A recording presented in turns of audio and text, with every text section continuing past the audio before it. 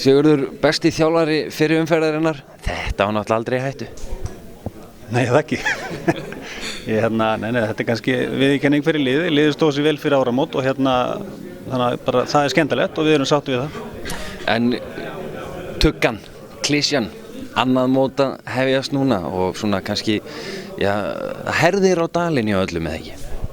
Jú, mér sýnist liðin hafa verið svona að breyta og bæta við þessum mönnum og sum. En þetta er sama mótið og heldur bara áfara, þannig að getur langt sem við vorum að spila og ég held að grunninn hafi nú verið lagður svolítið fyrr heldur en akkurat núna, þannig að menn eru svolítið að vinna í því bara. Svona næstu leikir og þessi síðari hluti, hann svona, hann sé athyglisverður því að það er í raun og veru ekkert langt á milli liðanna í deildinni. Lið kannski 7-8 sætum fyrir neðan KR og Keflavík, það er nú svo sem ekkert langt í ykkur. Nei, eins og þú segir, þetta eru fullt af góða liði með deildinu og allir geta unnið alla og þannig eins og þú segir, það er stutt á milli og menn með ekki tapa mörguleikjum til að falla langt niður. En þessi staða Keflavíkur eftir fyrirhlutan, svona þetta fína gengi, hvað er svona það helsta sem þú merkir hjá liðinu sem er að skilja ykkur þarna?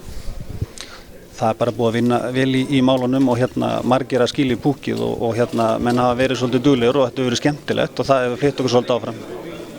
Talandi skemmtilegt, menn er eitthvað að tala að þú eigir tilþrif fyrir hlutans með ákveðnum dansi sem stiginn var fyrir norðan. Ertu búinn að fá mikið bágt fyrir?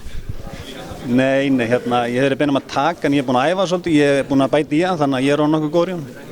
Og verður hann kannski frumfluttur að nýju á væntanlegu risaþorrablóti í Keflavík sem er framöndan? Ég efa það. Sigurður, til hamingju með þetta. Takk.